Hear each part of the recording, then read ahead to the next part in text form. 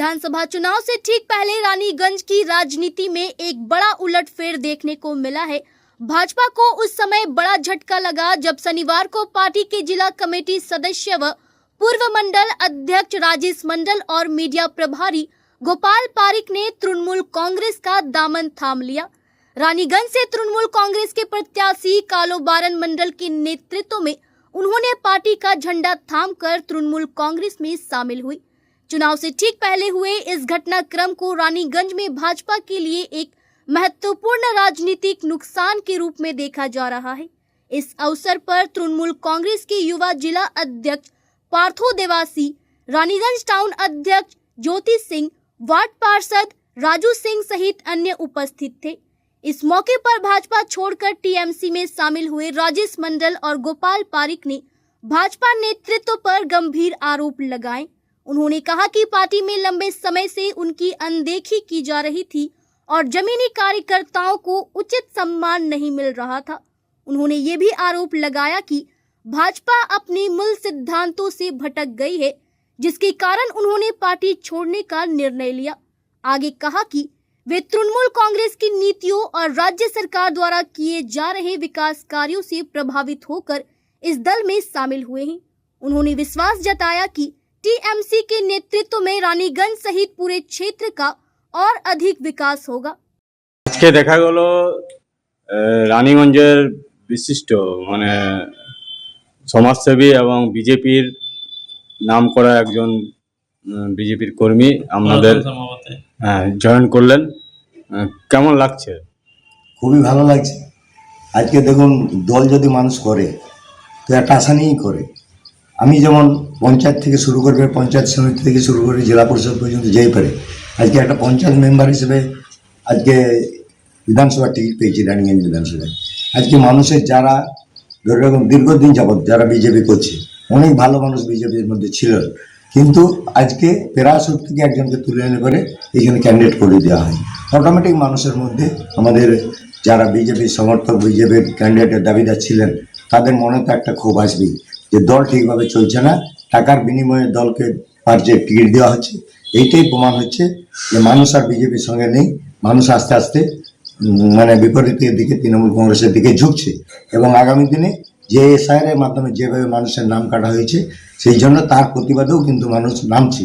প্রত্যেক বাড়ি থেকেই কাটা গেছে, হিন্দু মুসলিম বলে নয়, টার্গেট ছিল মুসলিম দিকে, কিন্তু বেশিরভাগ মানুষ আপনারা দেখতে পাচ্ছেন মিডিয়ার সাহায্যে যে 63% পর্যন্ত মানুষ যারা হিন্দুরা ভোট কাটা গেছে, 34% না 36% এরকম কিছু মানুষের মাইনরিটিদের ভোট কাটা গেছে।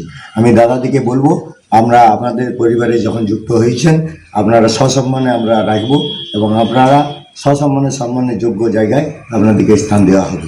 আপনারা দলকে সাহায্য করুন। আমার দলে ভালো কর্মীর দরকার। আমরা দলে যদি একটা ভালো কর্মী থাকে 10টা খারাপ কর্মীর থেকে 101 কাজ করে তারা। মানুষের মুখ দেখে ভোট হয়। মানুষ যারা মানুষের দায় বিপদে থাকে তাদের সঙ্গেই কিন্তু মানুষ থাকে, কিন্তু যদি হোড়ামি করা হয় সেইখানে কিন্তু মানুষ তার সঙ্গে যায় না।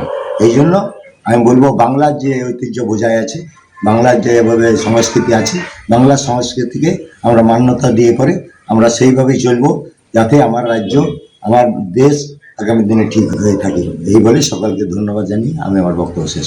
कहीं पुराने कर्मियों को अब ये एहसास होने लगा है कि अब भाजपा जो है अटल जी और आडवाणी जी की भाजपा नहीं है। अपना सम्मान खो करके पार्टी करना ये उचित नहीं लगता है। हम लोग सम्मान के भूखे हैं और आज कहीं ना कहीं लग रहा है कि दल में हम लोग हाशिए पे चले गए। इसलिए उचित सम्मान पाने के लिए दीदी का स्थान अच्छा लगा।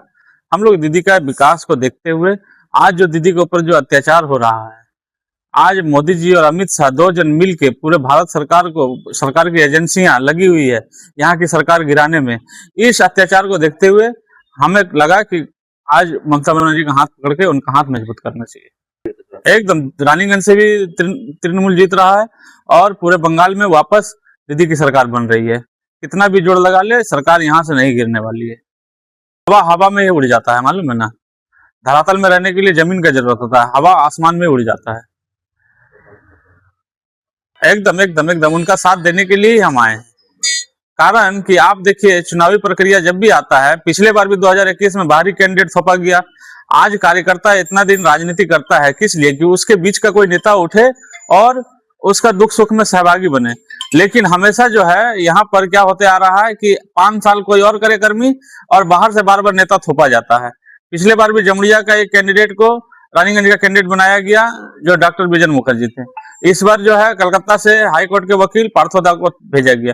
5 साल तो इतने साल में अटल जी के जब प्रधानमंत्री थे तब से राजनीति कर रहा हूँ बीजेपी का, तब तक तो अभी तक तो मैंने उनको कभी ग्राउंड पे देखा नहीं था। कैंडिडेट बनने के बाद ही पहला उनका दर्शन हुआ।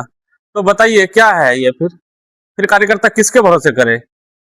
आज मेरे जैसा बहुत सारा कार्यकर्ता हाशिए पर है। नहीं, जमीनी स्तर के कार्यकर्ताओं का कोई सम्मान ही नहीं है। तो इफेक्ट पूरा पड़ेगा, एकदम पूरा इफेक्ट पड़ेगा और 2021 में भी पड़ा था और 2026 में और पड़ेगा। राजेश कुमार मंडल, एक्स मंडल सभापति बीजेपी। देखिए मैं अभी अकेला आया हूँ, ठीक ना। उसके बाद देखता हूँ जो मैं किसी को जबरदस्ती नहीं करना चाहता था।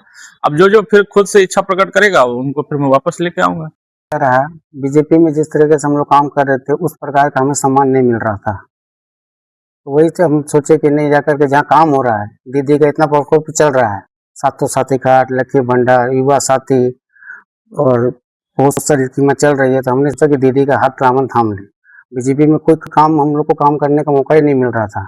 यहाँ काम चल रहा, दीदी का इतना सारी स्कीमें चल रही है, ये काम चल रहा तो सरकार के साथ ही रहे, सरकार का हाथ थाम ले। इस तरीके के रानीगंज के एक्स प्रेसिडेंट राजेश कुमार मंडल जी ने दामन थामा, हमने भी दामन थामा। आज वो लोग भी आज निकल थामेंगे, वो लोग भी बोल रहे कि हम लोग भी जाएंगे, टीएमसी के साथ जाएंगे, दीदी का दामन थामेंगे। आज निकल वो भी आएंगे और भारी मतों से रानीगंज तो जीत रही है, साथ साथ पश्चिम बंगाल भी जीत रहा है। और कालू मंडल जी के साथ आज हमने टीएमसी का दामन थामा। गोपाल पारीक, मैं भाजपा का मीडिया प्रभारी था, अभी दीदी के साथ हूँ। পুরো দেশে যে পরিস্থিতি চলছে এবং রাজেশ দার বক্তব্য একই যে আজকের যে বিজেপি সেই বিজেপি আগেকার বিজেপি নেই। অটলজি যে স্বপ্ন ছিল যে বিজেপিকে নিয়ে বা আদবানিজি যে স্বপ্ন ছিল সেই বিজেপি সত্যি আজকে নেই। একসময় বিজেপি সাথেও আমাদের জোট হয়েছিল এবং অটলজির মতো মানুষ দিদিকে প্রচন্ড ভালোবাসতেন, দিদিও শ্রদ্ধা করতেন। কিন্তু আজকের দিনে দেখতে পাচ্ছি যে মোদী এবং অমিত শাহ যেভাবে বাংলায় ক্ষমতায় আসবো, মানুষের জয় করে আসবো, এই মানসিকতা না নিয়ে বাংলাকে দখল করব, এই যে মানসিকতা, মানুষের মন না জিতে ইডি দিয়ে, সিবিআই দিয়ে, কখনো বিভিন্ন এজেন্সি রাষ্ট্রীয় শক্তিকে প্রয়োগ করে এসআইআর যেভাবে করেছে, যেখানে প্রচুর আপনি দেখুন যে সাধারণ মানুষের নাম বাদ গেছে, যেখানে হিন্দু মুসলিম উভয় মানুষের নাম বাদ গেছে, মানুষকে লাইনে দাঁড় করিয়েছে দিনের পর দিন।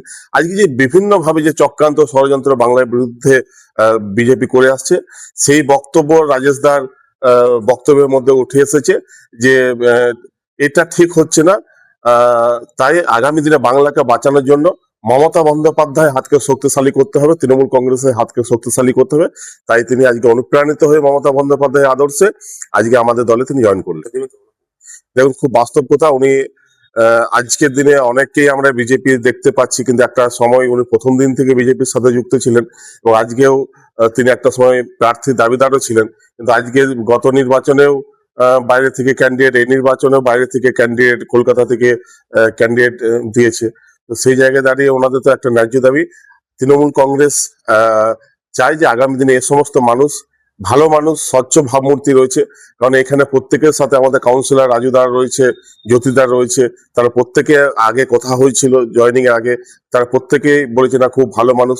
অতএব এলাকার মানুষের কাছে জনসংযোগ, মানুষের হৃদয়ে রয়েছেন, কাজ করেন, সোশ্যাল ওয়ার্ক করেন। তো অতএব আমরা এই মানুষগুলোকে আমরা আগামী দিনে চাইছিলাম, তিনি এসেছেন, আমরা একদম ভালো জায়গায় আগামী দিনে আমরা দায়িত্ব নিয়ে কাজ করাবো। আমি পার্থ দেবাসী, পশ্চিম বর্ধমান জেলা তৃণমূল যুব কংগ্রেসের সভাপতি। रानीगंज से सत्यनारायण सिंह की रिपोर्ट।